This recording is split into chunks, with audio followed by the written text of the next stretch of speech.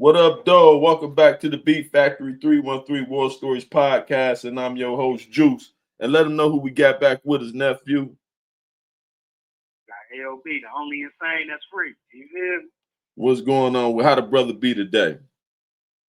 Oh, man, listen, I'm good. I told you, ever since you got that paperwork now, and you can clear that I ain't slandering nobody, and you ain't slandering nobody, you're pushing the smear campaign, I'm good. That's what's up, and that's the main thing. So let's take it to the top because we got a thing going on out here with 50 Cent and Big Meech, and it's a lot of discrepancies in how these boys want to interpret the paperwork. So explain on them how this informant rat situation go with the feds, how they be trying to cover it up and hide these individuals. All right, so there's levels to telling, right? The lowest level of telling is called the SOI, which is the source of information. So you could say, yeah, I know something, but if you're willing to look out for me, I'm willing to go on the record and become a CI.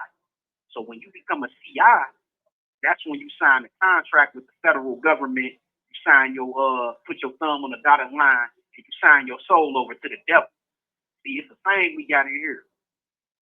Once white people get in your business, not your business no more. It's theirs. Mm-hmm. So when you're dealing with guys such as Kevin Lucky, he was a CI. They paid him for his services. He's an undercover police.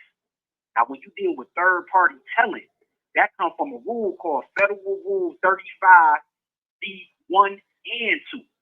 So it's degrees to the telling. You can say you can be held up to 5 years. Sometimes it is over 5 years, about 7 years to take guys to go to trial on federal cases. But in the process, if a guy knows it's going to go bad for him, he could tell the government, hey, listen, man, I know this ain't going to shake bad for me, but let me save face. So I'm going to go to trial. We going to lose. We going to put the hits on. We going to make it look good. We going to do all the formalities. But I'm willing to give you some flesh up.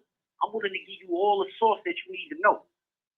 And this is what a lot of these guys been doing with all these big boy federal bits. How your man got 30 years and then all of a sudden, 5-6 years in, he back in the streets. No, they didn't come up with a new program and a new law. That guy's been the same old rat since day one.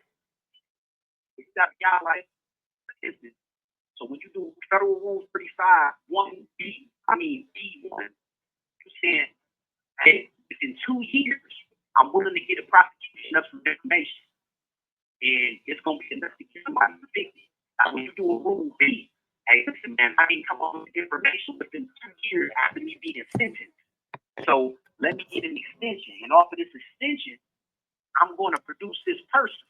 And this is what a lot of people in our hoods been doing. A lot of people in the game been doing.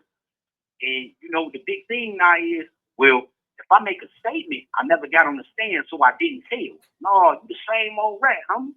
That's that. Guys get convicted off of that, bro. Mm-hmm. Once you make that statement, man, it's in the ether. You volunteered information to the government, bro. You're not helping nobody get out, but you're helping somebody go in. So where you see that you didn't tell that? You get what I'm saying? Right. So tell them how that. Go ahead. Oh yeah, so they got a lot of tactics, right? So I know you heard the rule about entrapment. Well, let me fill you in on something. Sixth Circuit Court, which Michigan falls under, in the federal circuit, does not honor or give a defense to entrapment in any form, shape, fashion, or manner. Because if you indulge in entrapment, the concept is you was gonna do it anyway. So if I pull up on somebody and say, hey man, look, I got this brick for the low, and it's the undercovers, the undos, and I'm like, damn, all right, then. Anyway it go, I was gonna buy that brick. So that's why it's not called entrapment, because I was gonna indulge in it anyway. You feel me? Right. But they got a lot of you heard tales talking about you gotta ask the undercover if he an undercover, because they gotta provide that with you. That make this make sense. Hey, you the police, I know you're trying to put a heavy case on me, but you gotta disclose this with me. If that's the case, when nobody be in prison, bro. Right. It's just a lot of misconceptions out there when it comes to this street stuff, man. And everybody get gangster until it's time to get gangster. You feel me? You feel me?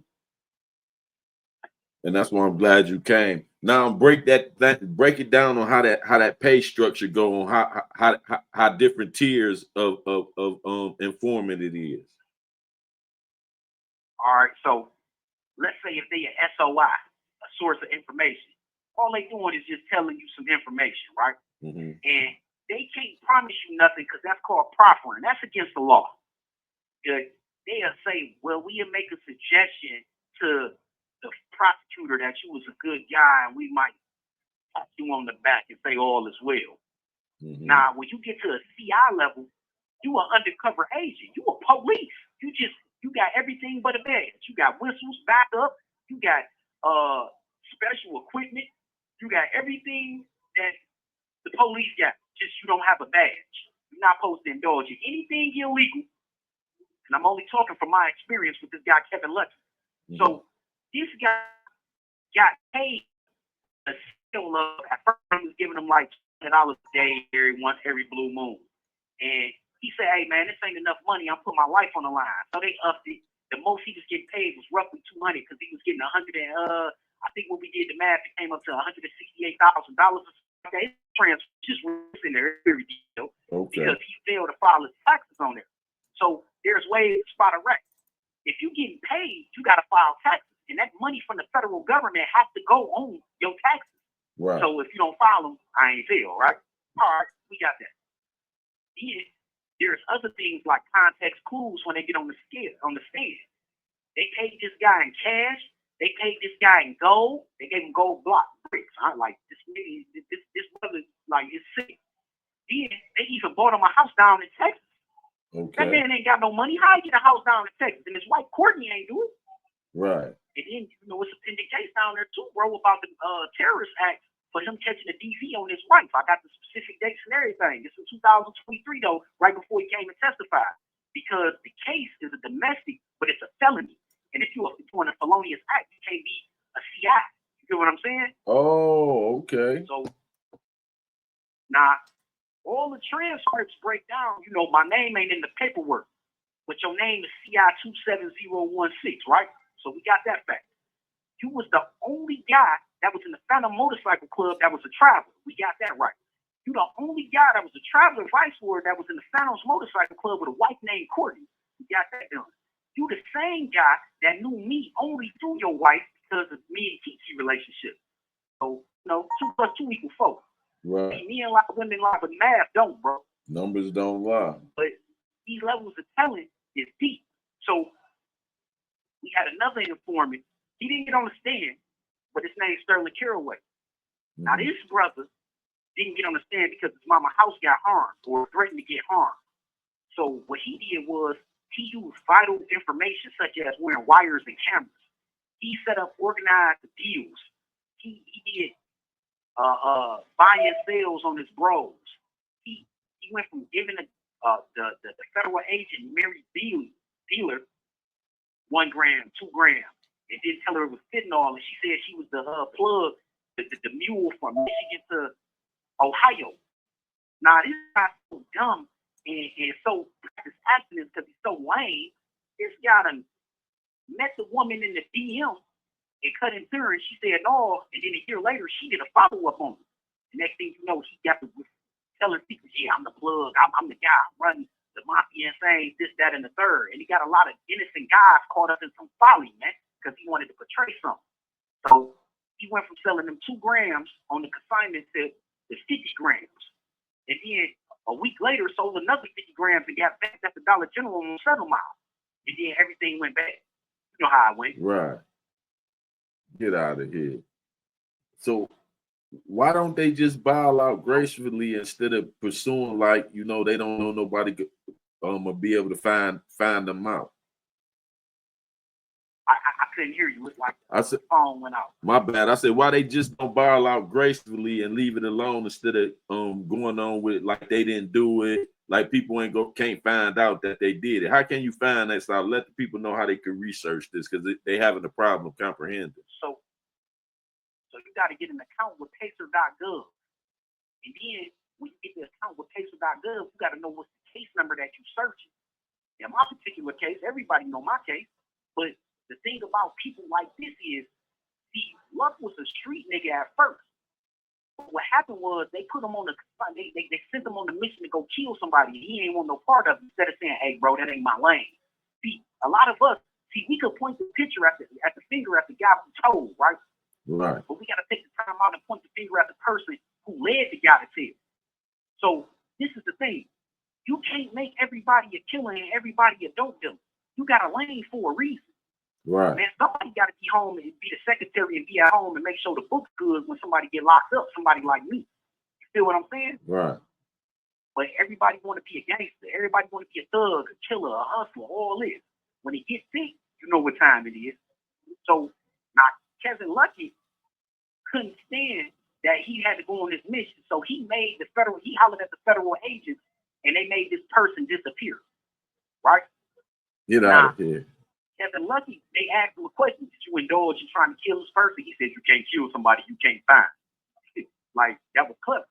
That means you put some thought into telling shit. Right. Now, he fell back. He was started telling in 2016. 2018, he went back on the record because the Travelers violated him. He didn't like that because he wouldn't bring the guns in for the Travelers at the Phantom Motorcycle Club that used to be on Schoolcraft and Myers. Okay. Right? So once again, I can't just blame him. He played a part in it, but we didn't hold these guys to test. We just accept people because they say they who this, they that. Everybody is not cut like that, bro. right. And that's where the leadership comes, the lack of leadership. Like I say, man, we got guys doing 30, 75, 60 years, 50 years. All of these guys doing this time because no one was in the proper place to evaluate the situation in the person is. Mm-hmm. It's not too many guys that's gonna tell you LB gonna drop the ball and cry when they come. LB gonna thug this shit out. If I don't want to do something, I'm gonna tell you, hey, I don't want to do that. You can't make me do that. Right. But you know, to each his own, bro. Okay. And address the whole matter of how y'all went through and what's on the table now, what you going through now. You feel me? I can't hear you. I say address what's on the table now, what you going through now with the court system. Let them know what's going on. So right now, I just went to the Michigan Court of Appeals. They denied me due to the fact saying that my constitutional error is an error. And they said, technically you will win, but not now. The other issue was the information that they used as far as the video camera go. They sent an unredacted video to the jurors, and they kept. You have 1 minute remaining. But to sum it up, they went on the record and said they know it's another violator named LB, but they didn't follow up. They said I failed to put him at a crime scene. I'm not the police, brother. Right. And if I do that, I'm gonna be looked at as a rat.